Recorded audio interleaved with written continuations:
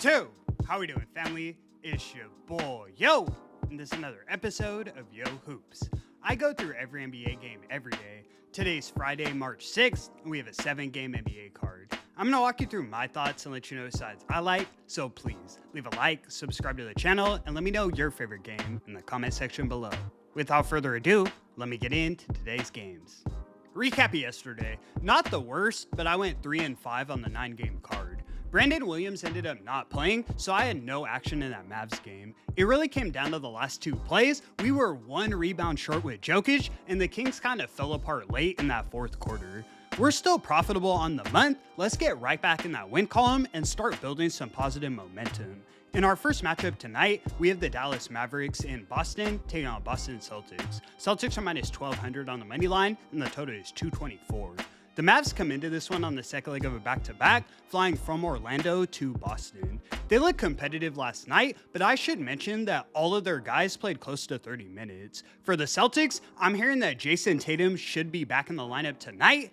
Thing is, I don't know what I'm going to get in his first game back. I do expect their usual defensive intensity, but I wouldn't be surprised if he's rusty and misses a few important shots. They'll definitely win this game, but to cover a 16-point spread, you can't have a bunch of empty possessions. I lean towards the Mavs getting this many points in Tatum's debut, but rather than taking a side, I'm looking at the total.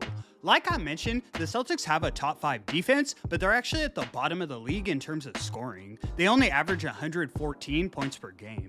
The Mavs are even worse at 113. At home, the Celtics should be able to keep this a low-scoring affair. I'm taking the Mavs and Celtics under 224 as my first selection of the evening.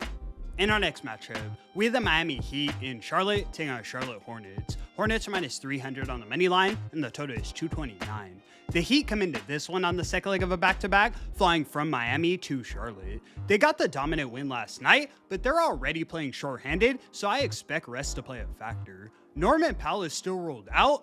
Honestly, I want to be on the Hornets bandwagon here. They're currently the number 1 team in the league against the spread, now 40-23 on the season. You're up close to 15 units just betting on the Hornets every game. Miami has been solid on the road, so I'm not rushing to the window to lay this many points against them, but I do see fatigue finally catching up. I'm taking the Hornets laying the 7.5 as my next selection of the evening. In our next matchup, we have the Portland Trailblazers in Houston taking on Houston Rockets. Rockets are minus 235 on the money line, and the total is 219. The Rockets come into this one on the second leg of a back-to-back, but no travel as they remain at home.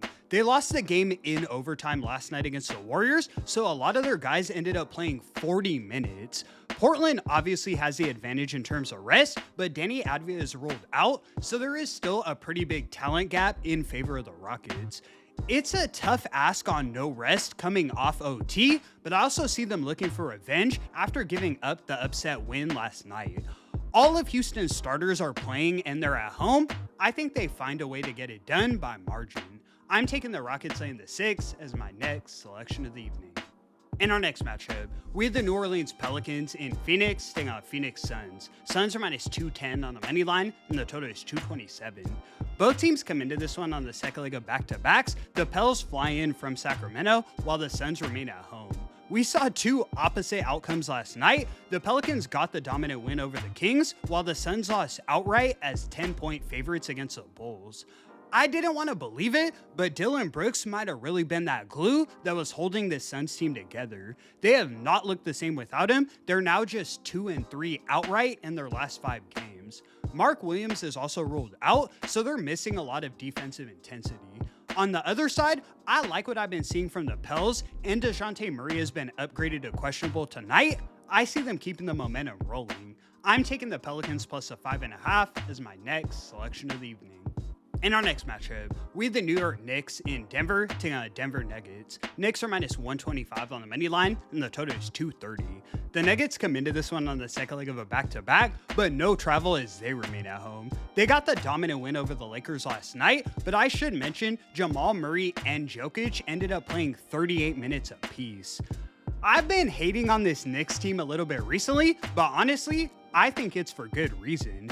Jalen Brunson is an all-star level talent, but at the end of the day, he's 6 feet tall. Past him, they don't have a ton of high-level scorers. Karl Anthony Towns is averaging 19 points, and that's your second best scorer.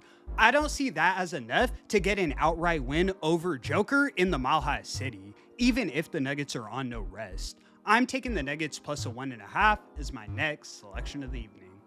In our next matchup, we have the LA Clippers in San Antonio taking on San Antonio Spurs. Spurs are minus 270 on the money line, and the total is 223. The Spurs come into this one on the second leg of a back-to-back, but no travel as they remain at home. They came through for us again last night. These boys are on a generational run. I do expect them to win this game, but I can't guarantee that it's by more than 6 points. I've mentioned it before, but Wemby is not a guy that's physically built for back-to-backs. He played 39 minutes last night, so at most, we should see 25 tonight. For the Clippers, Darius Garland is ruled out and Kawhi Leonard is playing. That's the squad we've seen go 4-0 since the James Harden trade. Don't get me wrong, I'm not excited fading the Spurs, but I think the Clippers might shock the world and win this game outright. I'm taking the Clippers plus a 7 as my next selection of the evening. In our next matchup, we have the Indiana Pacers in Los Angeles taking on Los Angeles Lakers. Lakers are minus 420 on the money line, and the total is 236.5. The Lakers come into this one on the second leg of a back-to-back, flying from Denver back home to Los Angeles. They ended up playing some pretty heavy minutes last night. Tonight, LeBron James and DA are both listed as questionable. To my surprise, the Pacers might actually be the healthier team. Siakam, Nesmith, and Nembhard have all been upgraded to probable, then Obi Toppin is back in the lineup. I think this might be a case of injury manipulation where everyone on the Pacers ends up playing and they win this one outright. If LeBron sits, I don't want to be laying 9 points. I say we jump the injury news. I'm taking the Pacers plus a 9 as my last and final selection. And that's going to conclude today's video. Thank you so much for tuning in, guys. I'm now 20-17-2 in the month of March. Let's go get that sweep tonight.